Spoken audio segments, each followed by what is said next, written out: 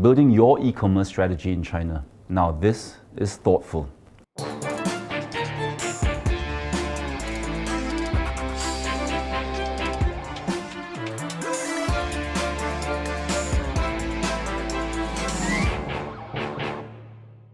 Hello, I'm Andrew Locke in Shanghai, and I'm your guest host for today. Of every 5 Chinese consumers, 1 is already an online shopper, helping China surpass the US to become the #1 e-commerce market by market size last year. Retail e-commerce sales reached $209 billion in 2012, accounting for 6.1% of China's total retail sales, and our e-commerce market will continue to grow at double-digit rates over the next few years. Now, starting an e-commerce business in China requires a lot more than just translating a Western website. Chinese consumers, they have different concerns and desires both in terms of products and the shopping experience, and they require different payment and delivery options. To find out how your company should build its e-commerce strategy for China, we're joined today in our studio by Julia Zhu, founder and managing director of Observer Solutions, a China-focused e-commerce consulting and research firm. Julia, thank you so much for coming in today. Thank you, my pleasure. Let's start with a more general question. What are the biggest challenges holding back Western companies from succeeding in China's e-commerce market today, and what should brands therefore be doing about that? Well, that's a very good question. I think one of the major challenges for Western brands to do e-commerce in China is audience engagement and customer acquisition. So many Western brands, they are probably very famous brands in the Western world, but they probably have very low brand recognition and even low awareness to the Chinese consumer. So right after they start their online shop in China, the first challenge they will face is where do you find traffic? I think the best example for this is probably Neiman Marcus. Neiman Marcus is a very famous department store in the US, and they entered China by the end of 2012. And right after that, they find out their reputation in the US didn't translate to the China market. So I think Neiman Marcus' first experiment in China is not very successful. To tackle this issue, I think first of all, Western brands need to manage their expectation about how soon and how fast you can get a large user base and boost your sales. Second, it's probably a good idea to cooperate with large e-commerce firms in China, such as Alibaba and Jingdong, because this kind of firm, they've already have a large user base, which Western brand could leverage. Also, I think digital marketing, such as social media, is a very good tool to use. I actually had a client, they sell beauty product to Chinese consumer, and I know before they formally launched their online store in China, they worked over a year on their social media, both on Xinlang Weibo and WeChat. And after they launched their store, they've already have a large group of followers to market to. I thought that was a really smart move. Well, that's interesting. I mean, quite clever. So what do you feel the single biggest mistake you've seen companies make in China so far when it comes to selling things online? I would say trying to do e-commerce through operations outside China.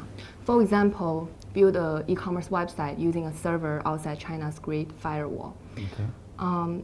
eBay. There are many reasons why eBay failed in China, but I think one of the biggest mistakes for them is moving their database back to the US from China.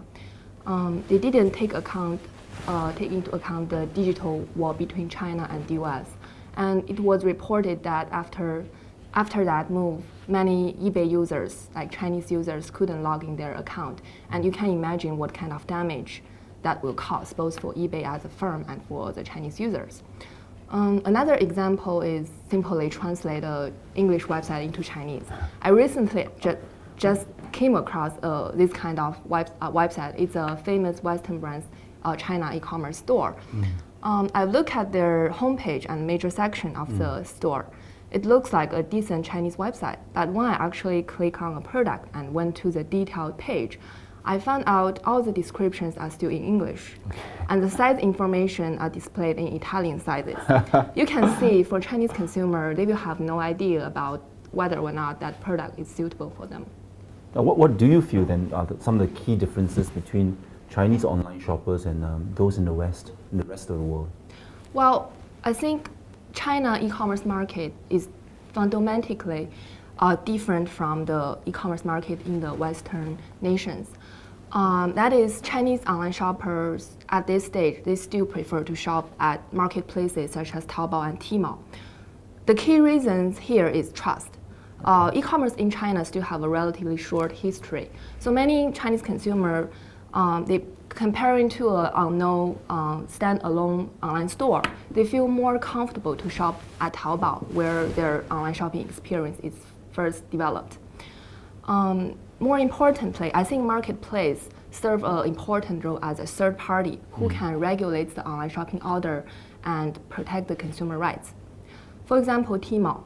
Tmall require all its vendors to meet a serious customer policy, standard policy, such as 7-day free return or authenticity guarantee. So this kind of standard customer policy is very effective to mitigate consumers' concern about online shopping safety. So this is the basic difference between China e-commerce market and the e-commerce market in the developed world. If we look at the consumer behavior level, I would say first, most Chinese consumers still shop for a good deal and probably more accessibility to more selection of product. Another point is online presentation. This is also very important because of the issue of trust. Chinese online shoppers prefer a more descriptive and detailed display of product to make sure this product is what they want. My firm actually did a research specifically on this topic. We compared American brands' US website and Chinese website, and we found out on their Chinese online store, they had an average 5 pictures more to display different angles of a product, including the label. But on its US website, there are majorly 3 or like no more than 5 major pictures, and that's it. So I think all these kind of details are very important because they are usually the key to build connections with Chinese online shoppers and win their trust. Yeah. It's almost as if we were more careful shoppers. Yes. All right, let's talk specifically about the luxury sector. The challenges are quite different from other high-end products due to the concerns about fake products, like what you spoke about, the degree of trust because there's so much fake products in China. And the difficulty brand owners face in providing a luxury shopping experience online because obviously a great experience shopping in a store, luxury store especially, doesn't really translate very well online. And really giving a high level of customer service, what do you think companies are doing to overcome these obstacles? First of all, I agree with you. For luxury brand, they definitely face many challenges from fake product and unauthorized distribution channels. That's why I think luxury brands need to go online proactively to fight against these fake producers and unauthorized channels. Luxury brand could not rely on the Chinese government regulation to solve this issue. Instead, I think a better way to do this is to working with large e-commerce firms in China, such as Jingdong and Alibaba, because these firms, they are the direct regulators of all the vendors on its platform. I think last year, LV signed a contract to fight against fake product with Taobao. That is a very good example. As you just said, there are still lots of fake LVs all over the internet. But my point is, this kind of issue doesn't solve over 1 or 2 campaigns. So I think luxury brands should definitely go online proactively and working with China e-commerce company to keep on improve the situation. So the second issue you mentioned is how to deliver a luxury online shopping experience. First, I think luxury brands should look at this issue from a long-term perspective, because the key reason why brands think it is hard to deliver a luxury online shopping experience is because the supporting industry of e-commerce is less sophisticated, such as delivery or after-sales service industry. But all these industries are changing very fast, given the fierce competition. And also, luxury brands have the option now to choose to work with more sophisticated players, such as FedEx. FedEx is doing better and better in China now. Another important point is my personal opinion. I think what is a true luxury online shopping experience still lack of definition. A consumer who would like to shop luxury product online with a consumer who shop luxury in an offline store, I'm sure they have very different needs.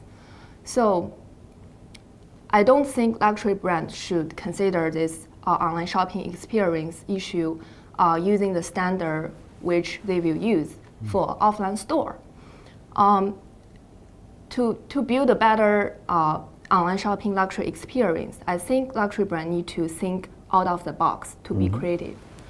And I think luxury brands need to do more in-depth customer research to find out what is a true online shopping luxury experience means for the Chinese consumer. I mean, this is a personal experience for me because I realized that a lot of my friends, when they shop for luxury, right, they actually integrate it with the travel experience. They go, for example, they'll go to Milan to buy Prada, or they go to Hong Kong to buy their other luxury brands. So my question is it really essential for a luxury brand to have an online presence in China?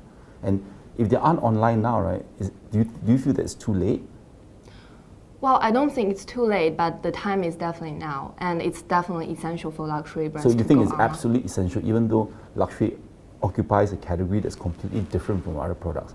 Yeah, I agree. Luxury brands need to differentiate itself from mass market product. That is very true. But we need to see the trend. E-commerce have already significantly transformed and challenged the overall retail industry in China. I remember last year during Tmall's online shopping festival, the single-day online shopping festival, there are several large offline retailers, furniture retailers. They formed an alliance to fight against with Tmall by forbidding its brand partners and suppliers to participating in this Tmall promotion. So obviously for these traditional retailers, they feel the threat of e-commerce, and their reaction is refuse e-commerce. But on the other hand, there are also a lot of large offline retailers, they choose to embrace e-commerce. For example, Danai and 商品折扣.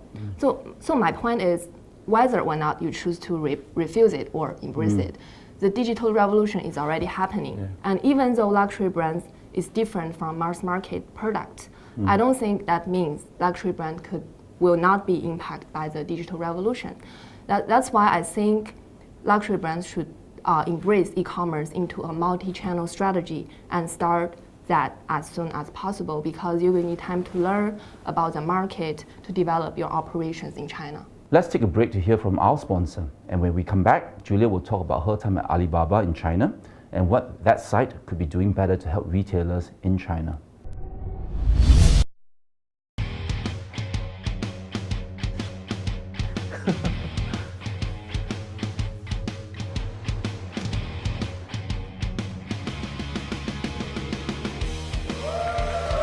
Let's go!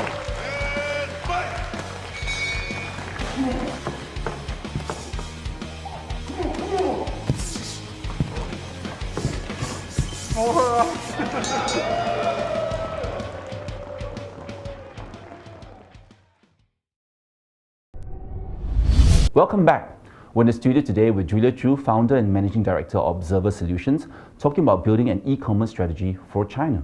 You formerly held management role at Alibaba Group, China's largest e-commerce company, and that company completely dominates the e-commerce market in China, particularly for B2C sales through its Tmall site. But many brand owners complain that the site, while being great for consumers, is really tough for sellers. They really cherish the consumers, but not really they cherish the C, but not really the B. So, and it doesn't really take the needs of the seller into account. Now, if you were still at Alibaba or Taobao or Tmall today, what are some of the changes that you might consider trying to put into place to alleviate the concerns of these sellers? Well, I think currently the priority for Alibaba to improve the satisfaction of its vendors is probably to find a more diverse way to drive traffic and allocate traffic between small vendors and large vendors. Yes.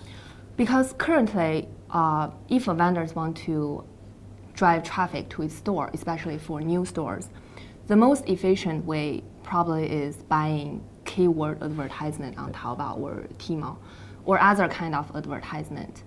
So the problem is small vendors usually have very limited budget in terms of how much money they can spend on doing advertisement and marketing. So it is very hard for them to get traffic. And this is serious issue for small ones. And this can impact their survival within Taobao platform. Taobao, it is true that Taobao has a huge database of users, but over so many years of development, Taobao also accumulate tons of vendors. So I think Alibaba's priority is to find a more diversified way to drive traffic for each vendor on its platform. And as I observed, I think Alibaba definitely knows this issue, and they have already worked on this issue. They're trying to develop social commerce. For example, its investment in Xinlang Weibo is aiming to help its vendors to drive traffic and build their visibility and small brand, through social networking or online word of mouth. And now it's time for the billion-dollar question. Is there still room in China for Western e-commerce sites like Amazon to get a sizable market share, or do you feel that the market is going to completely remain dominated by the local players like Taobao, Alibaba, and Tmall? I think the China e-commerce market will still be majorly dominated by the local sites, including three giants, Alibaba, Jingdong, and Tencent. Until this point, China e-commerce market is already consolidated. So the leading position of these giants is probably very hard to being challenged by other firms, including both China firms and Western firms. If we look at the B2C online retailing market alone, I think Alibaba's Tmall and Jingdong, the two of them combined, accounted for almost 70% of the market share, and Amazon is less than 3%. But I think Amazon is still doing relatively good because I think they are a very patient company to the Chinese market. And I think if they can continue to dedicate to the Chinese market, I'm sure they can at least maintain their current market share. I don't think that would be a problem. Thank you so much, Julia, for being on Thoughtful China, and we look forward to having you back in our studio again. Thank you so much. Thank you, it's my pleasure. That wraps it up for today. Be sure to subscribe to us on Youku, Tudou, or YouTube. You can also follow us on Weibo and Twitter and join our LinkedIn group. See you again.